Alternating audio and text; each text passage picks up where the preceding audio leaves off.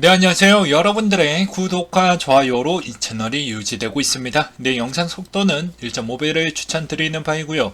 네, 이번에도 어떠한 소식을 준비했는지 같이 한번 내용을 보도록 하겠습니다. 이번에 중요 소식이 있었죠. 예, 이더리움 머지 업데이트가 성공적으로 완료가 되었습니다. 앞으로 이더리움이 어떻게 변화하는지도 좀 유심하게 봐야 될 것 같고요.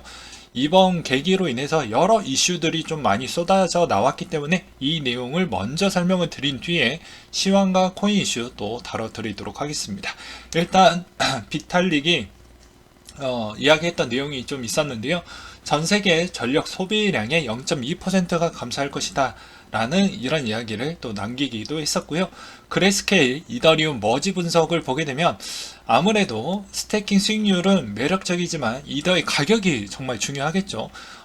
상하이 업그레이드까지 잠긴 상태로 유지가 될 것이며 네트워크 트랜잭션 처리량과 규모를 크게 향상시킬 것으로 예상되는 다음 주요 확장성 업그레이드 샤딩이 완료가 되어야지 어떻게 보면 스테이킹에 있는 물량이 그때부터 나오게 된다 라고 보시면 될 것 같습니다. 현재까지 스테이킹에 머물러져 있는 비중은 11% 정도라고 생각을 하시면 될 것 같습니다.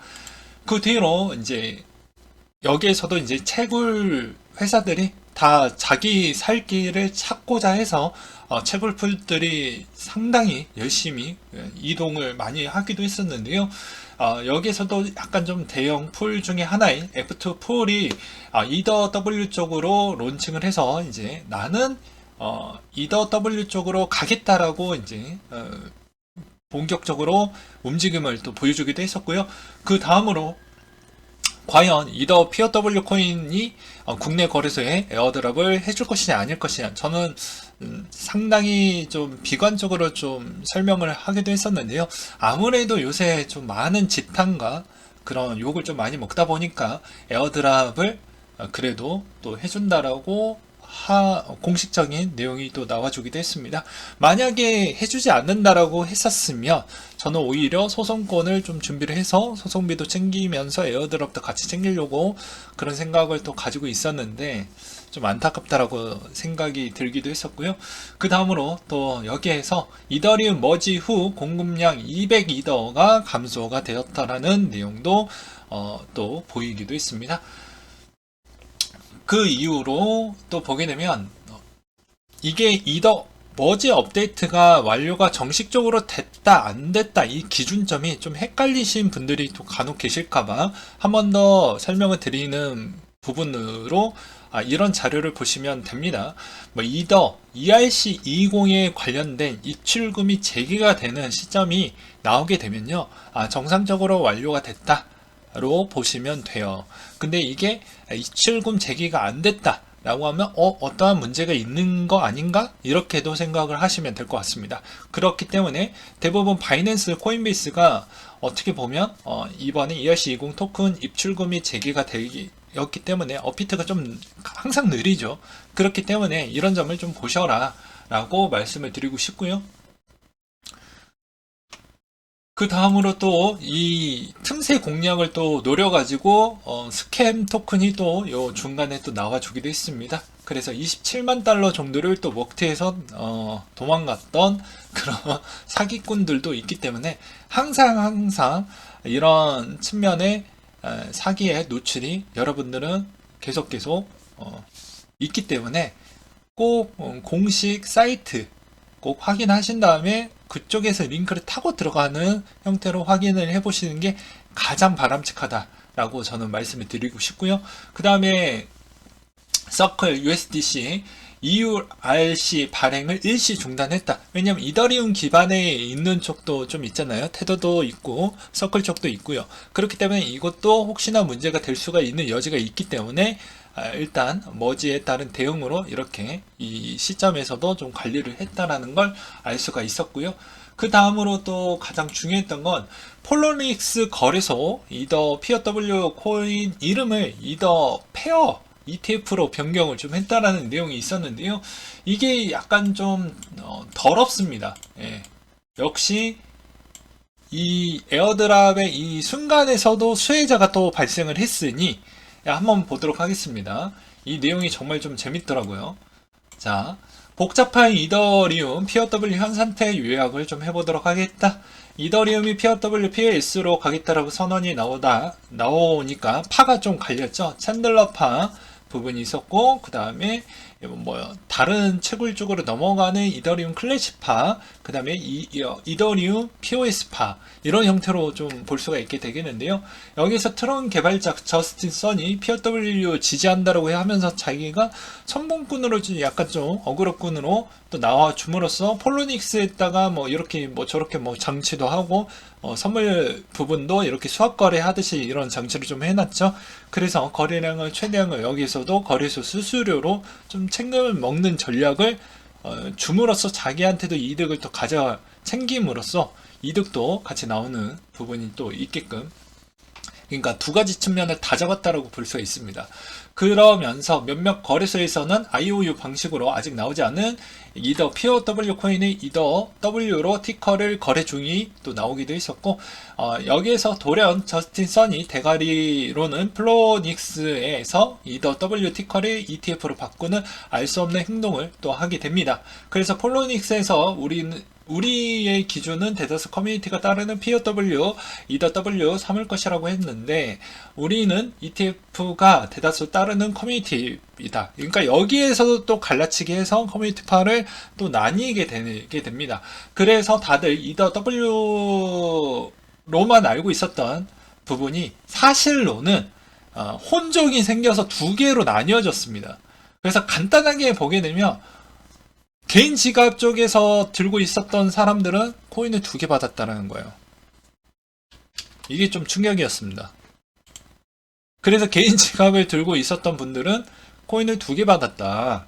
그래서 이게 진짜인지 아닌지 제가 확인을 좀 해보기 위해서요, 한번 찾아봤거든요. 코인마켓캡에 한번 쳐보니까 진짜로 26,000원대에서 거래가 되어가고 있다라는 걸 볼 수가 있겠고요. 보게 되면 그렇잖아요. 예, 거래가 되었고, 그 다음으로 또 볼 수 있는 게 이더 W 16,400원입니다. 그쵸? 그러니까 어떻게 보면 진짜로 개인 지갑에서는 2개를 받았다라고 볼 수가 있는 것이죠. 그렇잖아요. 그렇기 때문에 이런 점이 와, 당했다 라고 생각할 수밖에 없겠거니와, 그렇잖아요. 예, 그리고 이걸 공부했던 애들이 정말 나쁜 새끼라고 저는 이야기를 하고 싶습니다. 저렇게까지 하고 싶을까? 라고 생각이 들기도 하고요. 아무튼 그런 부분이 있었고요. 그래서 이게 상당히 논란의 여지가 계속 나올 것으로 보여지고요. 그 다음으로 이더 클래식의 채굴자 수익성이 없다. 70% 중단할 것 같다. 이것도 녹화 방송으로 일찍 제가 어떻게 보면 머지 업데이트 되기 전에 영상을 만들어서 그냥 어쩔 수 없이 저도 이제 해야 할 업무가 있기 때문에 미리 올려놓고 했습니다. 그러니까 그거 예상치로 인해서 이제 손해율이 좀 막심하게 나올 것 같다라고 하다 보니 분위기가 오히려 약간의 역배팅이 좀 들어갔고, ERC20에 있는 입출금도 약간은 이제 풀어지다 보니까 거기에 있는 가중으로 좀 하락에 있는 패턴 곡선이 더 심하게 나왔다라고 보는 게 바람직할 것 같습니다. 그렇기 때문에 지금의 이 해시 레이트도 좀 보고 가야 되겠죠. 보게 되면 300까지 찍고 지금은 위치가 대략 한 270 정도에서 머물고 있습니다. 네. 그리고 난 뒤에 이더리움을 한번 보도록 하겠는데요. 이더리움은 이제 740선에서 머물고 있는데요. 여기서도 저번에 여기 제가 딱 올려놨던 거, 여기서도 보게 되면 250테라 정도 이클만 넘어와도 채산성이 10분의 1로 나온다. 그러니까 지금은 10분의 1이 더 나은 거죠. 그렇기 때문에 지금에 있는 조정폭이 훨씬 더 크게 나올 것이다 라는 그런 분위기가 고조가 되긴 했는데, 생각보다 아직은 그렇게 심각하게 10% 급락이나 그런 형태로 또 나와주지는 않았습니다. 그러니까 저의 반론 부분이 있었죠. 과거 18년도 시즌 때 아주 침체기가 했을 때도 채굴 회사들이 이더의 고정비를 제외한 나머지를 던지지 않았습니다. 그 이유는 길게 미래를 좀 그려가면서 이렇게 가겠다라는 것이죠. 반면에 채굴 회사들도 같이 공생적 관계로 이더리움 클래식 재단과 같이 이제 커 나가야 되는 그런 숨은 장기적 과제가 있습니다. 미래 과제가. 근데 그 미래 과제를 나만 살겠다라고 해서 채산성이 안 나오는 걸 다 던져버리겠다. 이런 관점으로 보기에는 어렵다는 것이죠. 그래서 채굴풀을 많이 갖고 있는 채굴 회사들이 어떤 재단과 같이 공생적 관계로 많은 지원을 해주면서 시너지 효과가 분명히 나올 것으로 저는 보고 있고, 단기적으로는 계속 일시적이더라도 여기에 이더리움 클래식의 좀 조정폭은 좀 나올 것으로 저는 생각을 하고 있습니다. 그렇기 때문에 이런 점도 좀 보셔라 라고 설명을 드리고 싶고요. 그 다음으로 또 레이븐도 마찬가지로 엄청나게 많이 올라오기도 했습니다. 해시레이트가. 네, 그렇죠. 많이 올라왔죠. 그래서 이런 점도 좀 많이 보셔라 라고 말씀을 드리고 싶었고요. 네, 여기까지 해서 이제 이더리움 관련된 내용 정리를 해드렸고, 이제 시황 한번 같이 보도록 하겠습니다. 달러 인덱스 추이는 109.72를 기록했다라고 하는데요. 제조업 지수의 물가 압력 완화 시그널에도 불구하고 8월에 소매 판매가 예상치보다 좀 좋게 나와줌으로써 또 달러 인덱스에 또 좀 자극을 주었다라는 것과, 금 가격 추이는 온스당 1665달러 선으로 마감을 보여주었다고 하는데요. 금 가격이 불리한 환경에도 작용함에 따라 2년 5개월 만에 최저 수준을 기록을 했다고 합니다. 그 이유는 달러와 강세 때문에 그렇다라는 것이고요. 유가도 배럴당 85.1달러의 마감을 보여주었다고 하는데요. 이건 엄연히 달러화가 강세가 나와서 전체 원자재의 눌림폭이 좀 더 심화됐다고 볼 수가 있는 점도 좀 이번에 유가에 영향을 끼쳤다라고 보시면 될 것 같습니다. 그리고 미 에너지부가 올해 전략 비축유 재충전 가능성을 일단 일축했다라는 내용이 좀 영향을 끼쳤다라고 하네요. 네덜란드가 1조 원을 투입을 해서 국가 수소 배관망을 구축하겠다라고 하는데요. 이런 이유가 있죠. 네덜란드 쪽에서 보게 되면 대부분 주요 유럽 국가들에 대한 천연가스의 보급률 추이를 네덜란드 쪽에서 일부 좀 하고 있다라는 게 있고요.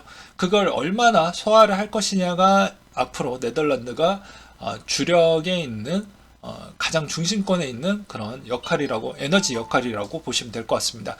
그 다음으로 이제 서브적인 역할로 볼 수 있는 거, 주변에 이제 프랑스나 나머지 있는 주요에 있는 국가들이 에너지 효율성을 어떻게 잘 포트폴리오를 다변화하면서 가져갈 수 있을 것이냐가 중요해질 것 같습니다.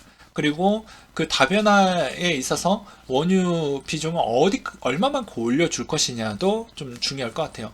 근데 여기에 또 문제점은 무엇이냐면, 유럽에서는 이번에 엄청난 가뭄, 엄청난 또 폭우, 이런 게 같이 교차를 했기 때문에 아무래도 과거에 이렇게 물가가 많이 올랐다라고 해도 우리의 이런 환경적인 부분을 완벽하게 다 내려놓기에는 좀 어려울 것 같습니다. 그래서 약간은 또 좀 살만하다라고 하면 그냥 이 인플레 이대로 그냥 끄집어 가면서 가지 않을까라는 전문가 의견도 좀 있더라고요. 그래서 이런 점도 좀 보셔라 라고 차원에서 한번 또 준비를 했고요. 그렇기 때문에 이번 여름 시즌에 이렇게 폭염으로 인해서 프랑스가 원자력 부분에 있어서 생각보다 어떻게 보면 그 원자로를 좀 식히기 위해서는 약간 물이 필요한데 물을 갖다 쓸 수가 없다 보니까, 그리고 그 수온에 있는 수돗물도 생각보다 상당히 높은 온도 위치에 좀 있다 보니까 좀 영향을 많이 받았다고 합니다. 그래서 가동률을 좀 낮추는 현상도 좀 있기도 했었고요.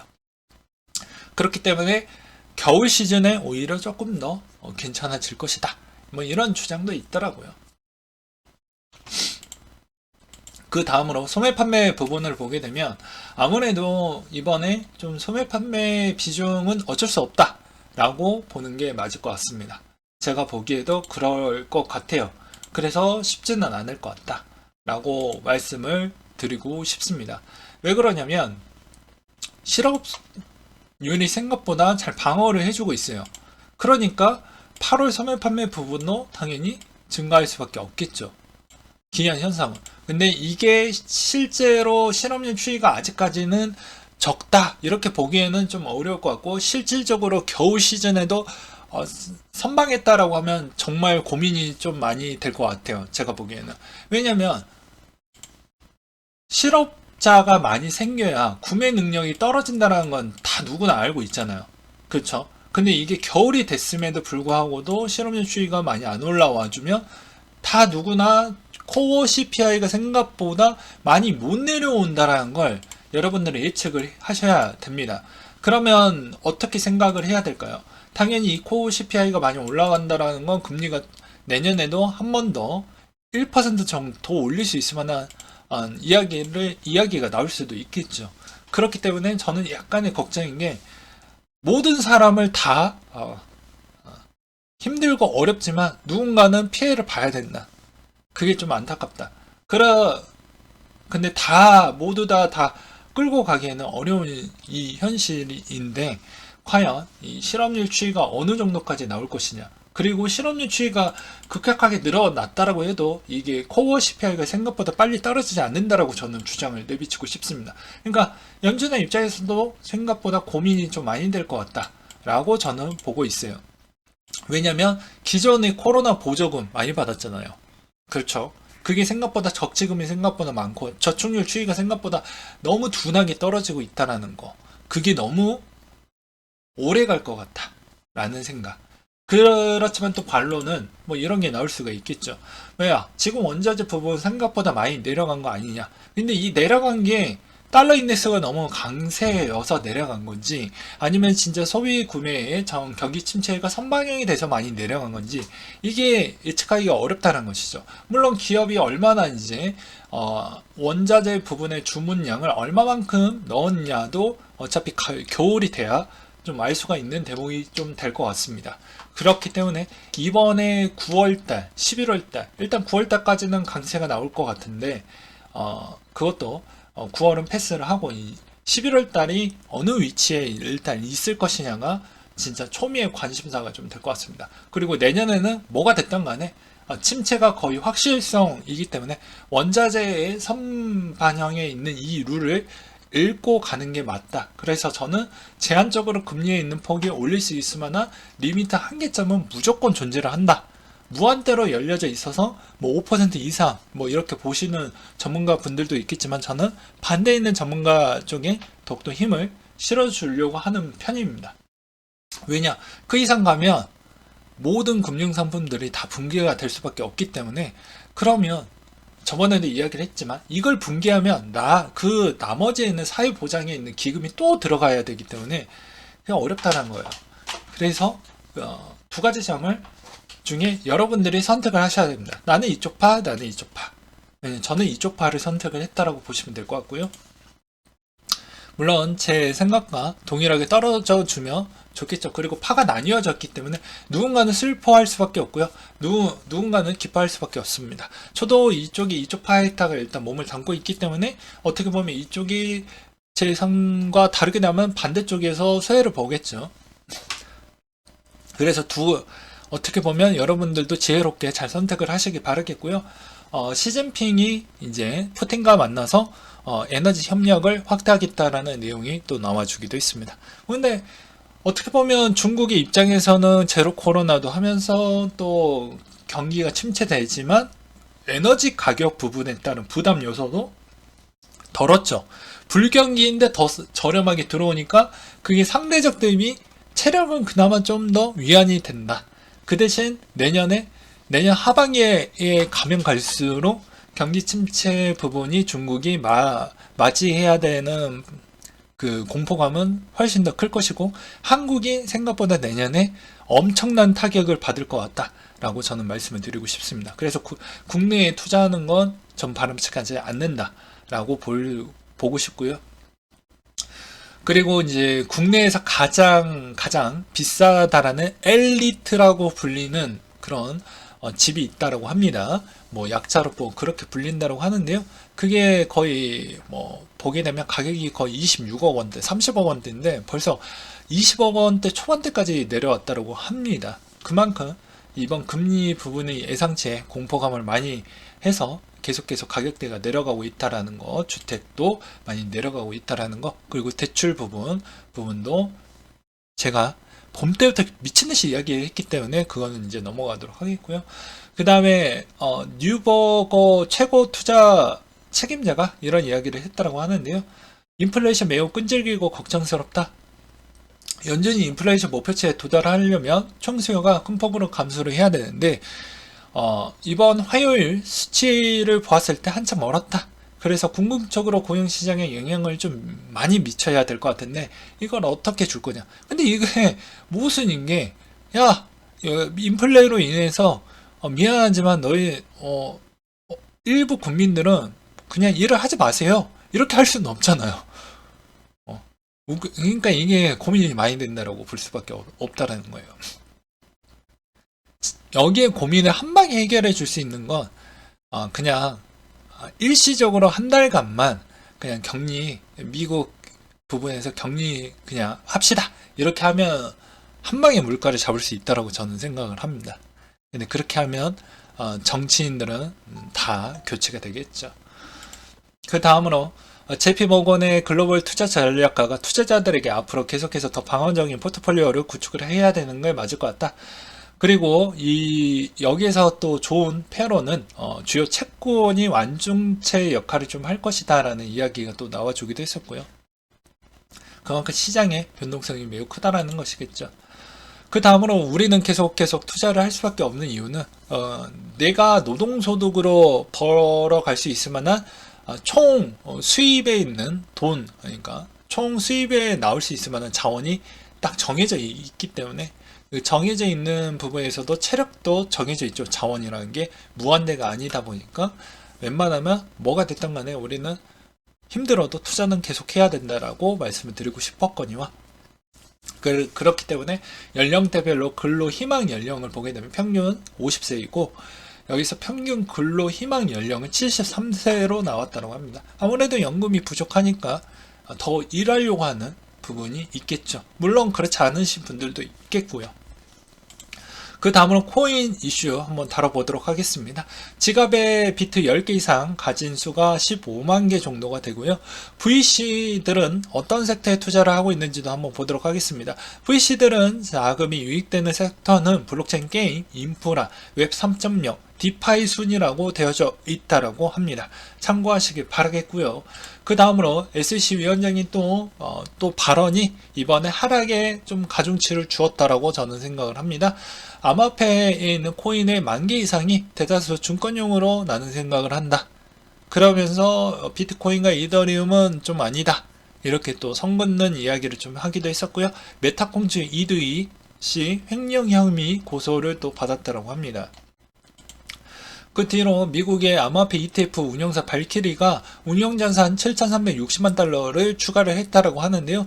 트론 신탁에 약 5천만 달러, 아발란체 신탁에 약 2만 4천만 달러 추가 모금을 했다라는 것과 그 다음으로 테우 크리움 비트코인 선물 ETF 오늘 거래 시작 예정이라고 되어져 있는데요. 매번 이야기를 했지만 선물 거래가 오픈이 되면 그 주는 안 좋다라고 했어요. 이건 고정값으로 머릿속에 무조건 넣어야 됩니다. 그래서 이것도 또 하방의 경직성을 또 주었죠. 그래서 10억의 테더가 왜 신규 발행했는지 한번 봤더니 저기에다가 이제 노름패 있으면 이 칩이 있어야 되지 않겠습니까? 그래서 이렇게 시장이 안 좋은데 신규 발행이 어디에서 들어왔는가? 이거 짜맞추니까 맞더라고요. 그리고 셀시우스가 또 곧 배상 청구가 시작이 된다라고 했기 때문에 이게 10월 7일 출금 재개 논의가 나오게 되면 또 이것도 영향을 또 받지 않을까라고 생각이 들고요. 그것으로 인해서인지는 모르겠지만 최근에 이제 보게 되면 테더나 USDC의 분위기가 요새 보게 되면 많이 올라왔죠. 시장이 많이 붕괴됐다라는 걸 또 볼 수가 있는 대목이 인점도 있겠지만 이번에서 또 알 수 있는 건 여전히 테더가 답은 테더다. 그래서 테더로 스테이킹을 해서 또 이자를 또 챙겨 먹는 전략도 나쁘지 않습니다. 단 이제 조건은 저는 그래요. 어차피 오늘 영상은 좀 길어질 수밖에 없는 건 좀 양해 부탁드리겠고요. 요점은 그러합니다. 테더, 그러니까 크립토 시장에서 이자에 따른 매력이 좀 있었잖아요. 왜냐면 과거에 제로라는 금리 때문에. 근데 지금은 이게 상쇄됐습니다. 내년에 만약 5%대까지 만약 간다라는 분위기가 조성이 되면 전체적인 주식 시장에 있는 배당금이나 뭐 크립토 시장에 있는 이자가 만만치 않게 주지 않으면 위험을 감수하면서 내가 5%씩 10%씩 받을 만한 그런 용기가 있는 사람들이 얼마나 있을까요? 그렇지 않는다라는 것이죠. 그래서 그게 약간 좀 걱정이 많이 된다라는 점. 그래서 위험자산이 생각보다 많이 둔화될 수 있는 여지가 분명히 존재한다라는 걸 꼭 설명을 드리고 싶었고요. 이번에서도 여러분들은 상당히 잘 이겨내셨습니다. 여전히 어려운 장애에도 불구하고도 투자에 계속 지속적으로 관심을 가져준 것만으로도 큰 용기라고 저는 생각이 들고요. 이번 형태에서도 이런 어려운 시즌을 잘 견뎌내고 관심을 가진 자에게 또 다른 기회가 줍니다. 과거에 이때도 맨날 야, 다 없어질 거야. 뭘 그딴 걸 투자를 하니? 라고 했던 분들이 이만큼 드셨어요. 예, 이만큼을 드셨어요. 그쵸? 그렇기 때문에 여러분들은 또 여기에서 야, 왜 그딴 걸 왜 해? 라고 하지만 이만큼 열려져 있다라는 걸 보셔야 됩니다. 그렇잖아요. 일단 기본값이 이만큼 내려온 만큼 여길 다 갭을 다 채우고 그 이상 올라갔으니까요. 그렇기 때문에 지금은 힘들겠지만 앞으로 2년, 3년 뒤를 좀 보시길 바라겠고요. 너무 많은 욕심을 내면 항상 부작용이 있죠. 배탈이 나듯이. 그렇기 때문에 적정의 포트 부분은 좀 더 안정적인 코인, 좀 시총이 매우 큰 거에 비중의 포트를 좀 더 실어 놓고 약간의 남은 자금을 좀 더 펌핑할 수 있는 거 몇 개만 이렇게 포트화를 좀 가져가는 걸 말씀을 드리고 싶다. 그리고 만약에 제가 자본력이 좀 된다라고 하면 지금 당장은 제가 구매하기에는 좀 어렵긴 하지만 저는 이번에 9월에 금리 인상이 끝나게 되면 그때부터 알트코인을 소액이라도 계속 담아갈 것 같아요. 제가 보고 있는 알트코인들.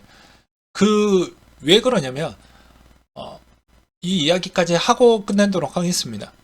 왜냐면 지금 거의 90%에 가깝게 밀렸거든요. 이보다 더 밀리기에는 어렵습니다. 그래서 그런 판단을 내리기도 있고요. 그래서 구독자님이 정말 중요한 시점에서 너는 언제 살 거냐 이 질문을 잘해 주셨다라고 저는 생각이 들기도 해요. 그렇지만 내 포트에 이제 시총이 큰 게 없다라고 하면 최대한 비트코인 정도는 좀 제발 좀 들고 가셔라 라고 말씀을 드리고 싶어요. 네, 이상으로 마치도록 하겠습니다.